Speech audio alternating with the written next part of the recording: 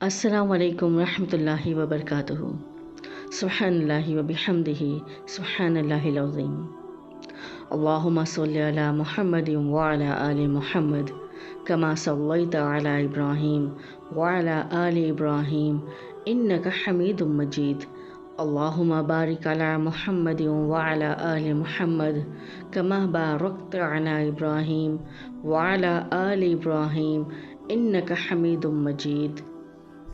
अल्लाह सुब्हानहु व तआला कुरान में फरमाते हैं, वमा खलक़तुल जिन्ना वल इंसा इल्ला लियअबुदून, और मैंने जिन्नों और इंसानों को इसलिए पैदा किया है कि मेरी इबादत करें। इबादत अरबी ज़बान का लफ्ज़ है।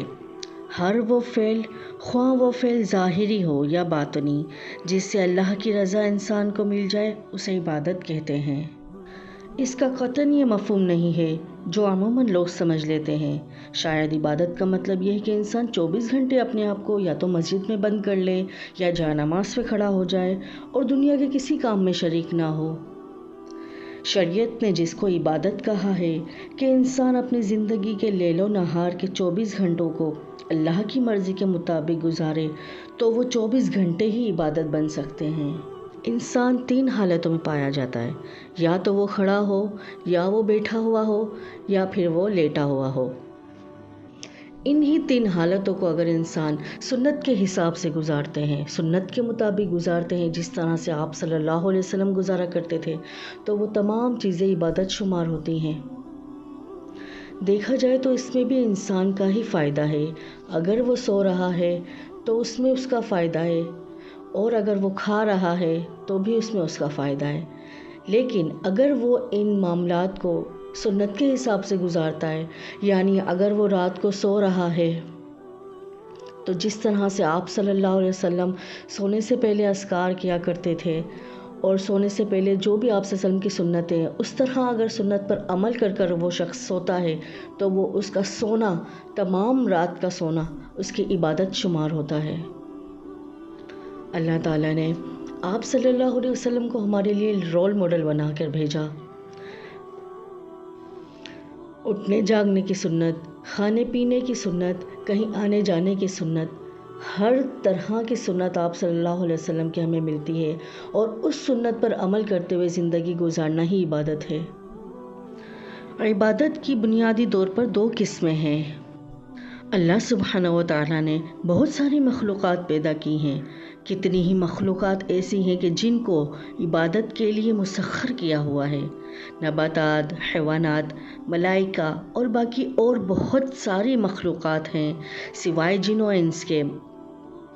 इन तमाम मखलूक़ात को इबादत के लिए अल्लाह ने मुसख्खर किया हुआ है। 7 आसमानों में, 7 ज़मीनों में बसने वाली अल्लाह की मखलूक अल्लाह ही की पाकी बयान करती है, लेकिन इनकी तस्बीह और पाकी बयान करने को हम नहीं समझ सकते। ये तो वो खालिक और मालिक ही जानता है। अल्लाह सुब्हानहु व तआला ने कुछ फरिश्ते ऐसे बनाए हैं, जब से अल्लाह सुब्हानहु व तआला ने उनको पैदा किया है, वो सजदे की हालत में ही हैं। अल्लाह की तस्बीह बयान करते हैं, अल्लाह की इबादत करते हैं, और जब तक अल्लाह पाक चाहेगा वो सजदे से सर नहीं उठाएंगे। इन तमाम मखलूक को मुसख्खर किया है, मगर जिन्हों इंस को इख्तियार दिया है। इबादत जिसके लिए इंसान को पैदा किया गया है, अगर इंसान इस इख्तियार को गलत इस्तेमाल करे, इबादत की तरफ तवज्जो ही ना करे, यानी अपने आप को अल्लाह के हवाले ना करे, अपनी मनमानी करता जाए और ख्वाहिश नफ्स की पैरवी करता जाए, इसके लिए रास्ता भी अलग है, जो कि जहन्नुम का रास्ता है। अल्लाह हमें जहन्नुम से महफूज रखे। लेकिन अगर ये ज़िंदगी नियतों को बदलते हुए सुन्नत के मुताबिक गुजारे तो इबादत है। ऐसी ज़िंदगी नेकियों भरी ज़िंदगी है, और क़यामत के दिन इंसान एक छोटी से छोटी नेकी को भी तरसेगा। हमें कोशिश करनी चाहिए कि हम अपनी ज़िंदगी जो गुजार रहे हैं वो सुन्नत के मुताबिक गुजारें। इसमें इंसान को बहुत मेहनत नहीं करनी, बस सुन्नतों का इल्म होना चाहिए। सुन्नतों पर अमल करने से दुनिया के फ़ायदे भी नसीब होते हैं। اللہ ہمیں توفیق دے کہ ہم اپنی نیتوں کو خالص کریں، آپ صلی اللہ علیہ وسلم کے مطابق زندگی گزارنے کی کوشش کریں تاکہ دنیاوی فائدے بھی ملے اور خاص کر کے آخرت کے فائدے یعنی جنت جیسی نعمت بھی نصیب ہو۔ السلام علیکم ورحمۃ اللہ وبرکاتہ۔